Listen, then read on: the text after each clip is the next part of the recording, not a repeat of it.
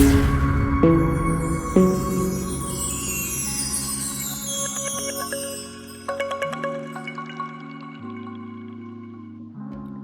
Guys, എല്ലാവർക്കും നമ്മുടെ പുതിയൊരു വീഡിയോയിലേക്ക് സ്വാഗതം. ഇന്ന് നമ്മൾ ഡിസ്കസ് ചെയ്യുന്ന ടോപ്പിക്ക് തംബ്നെയിലിൽ കണ്ടിരിക്കുന്നത് പോലെ എങ്ങനെയാണ് CME അവേഴ്സ് അല്ലെങ്കിൽ CPD അവേഴ്സ് നമുക്ക് മുമാരിസ് പ്ലസ് ആപ്ലിക്കേഷനിൽ ക്രെഡിറ്റ് ആക്കാം എന്നതിനെ പറ്റിയാണ്.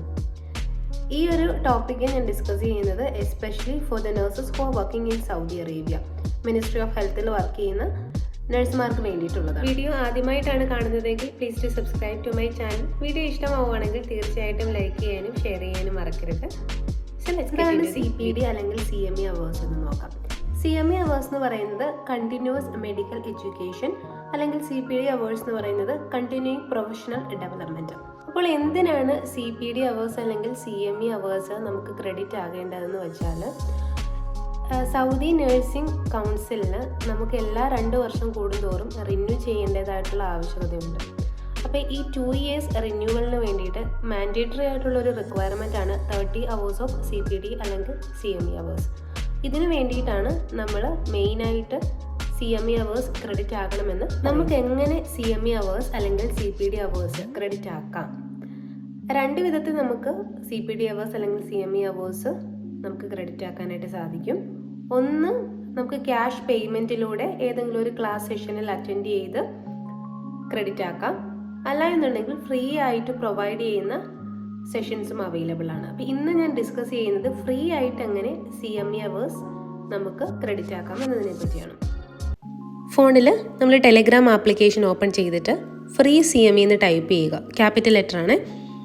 അപ്പോൾ നമുക്ക് ആ ഒരു പേജിലേക്ക് ഓപ്പൺ ആയി കഴിഞ്ഞ് കഴിഞ്ഞാൽ നമുക്കതിൽ ജോയിൻ ബട്ടൺ കാണിച്ച് ജോയിൻ ചെയ്യാം. അതിനുശേഷം നമുക്കിങ്ങനെ പലതരത്തിലുള്ള CME അവർ സെഷൻസ് കാണാനായിട്ട് സാധിക്കും. അത് ഏതൊക്കെ മന്തിൽ ഏതൊക്കെ ഡേറ്റിലാണെന്നുള്ളത് നമുക്ക് കാണാം. നമുക്ക് എപ്പോഴാണ് നോട്ടിഫിക്കേഷൻ വരുന്നത്, ആ സമയത്ത് ഏത് പർട്ടിക്കുലർ ഡേറ്റിലേക്കാണോ നമുക്ക് കൺവീനിയൻ്റ് ആയിട്ടുള്ളത് ആ ഒരു ഡേറ്റിലേക്ക് നമുക്ക് രജിസ്റ്റർ ചെയ്യാം. അങ്ങനെ രജിസ്ട്രേഷൻ പ്രോസസ്സ് നമ്മൾ പ്രൊസീഡ് ചെയ്യുമ്പം അവർ കുറച്ചധികം പേഴ്സണൽ ഡീറ്റെയിൽസ് നമ്മുടെ അടുത്ത് ചോദിക്കും. അതെല്ലാം നമ്മളവിടെ ടൈപ്പ് ചെയ്ത് കൊടുക്കുക.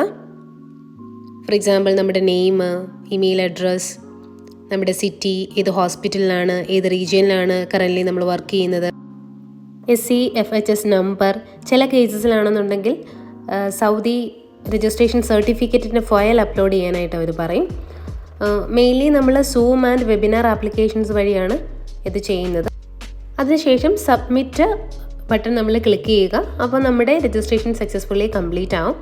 നമ്മുടെ ഇമെയിൽ അഡ്രസ്സിലേക്ക് ഒരു നോട്ടിഫിക്കേഷൻ വരും എന്നാണ് നമ്മൾ അറ്റൻഡ് ചെയ്യേണ്ടതെന്നുള്ളത്. അതിനുശേഷം ആ പർട്ടിക്കുലർ ആയിട്ടുള്ള ഡേറ്റിൽ നമ്മൾ ജോയിൻ ചെയ്താൽ മതി. ആ ഒരു ടൈമിൻ്റെ ഒരു ഹാഫ് ആൻ അവർ ബിഫോർ എങ്കിലും നമ്മൾ ആ പ്ലാറ്റ്ഫോമിൽ ജോയിൻ ചെയ്യുവാണെങ്കിൽ ബെറ്റർ ആയിരിക്കും. കാരണം എന്താണെന്ന് വെച്ചാൽ, ഫോർ എക്സാമ്പിൾ ഇപ്പോൾ 8 o'clock സെഷൻ സ്റ്റാർട്ട് ചെയ്യുന്നതെങ്കിൽ ഒരു 7:30 ആകുമ്പോഴെങ്കിലും പ്ലാറ്റ്ഫോമിൽ നമ്മൾ ജോയിൻ ചെയ്യുക. ചില ടൈമിൽ പാർട്ടിസിപ്പൻസ് കംപ്ലീറ്റ് ആവാനുള്ള സാധ്യതയുണ്ട്. അതുകൊണ്ടാണ് ഞാനത് പറഞ്ഞത്. ഇനി എങ്ങനെ നമ്മൾ അറ്റൻഡ് ചെയ്ത സെഷനിലെ CME അവേഴ്സ് അല്ലെങ്കിൽ CPD അവേഴ്സ് നമ്മുടെ മുമാരിസ് പ്ലസ് ആപ്ലിക്കേഷനിൽ ക്രെഡിറ്റ് ആയി എന്ന് നമുക്ക് നോക്കാം. ഇതിന് വേണ്ടിയിട്ട് ഗൂഗിളിൽ നമ്മൾ മുമാരിസ് പ്ലസ് എന്ന് ടൈപ്പ് ചെയ്യുക.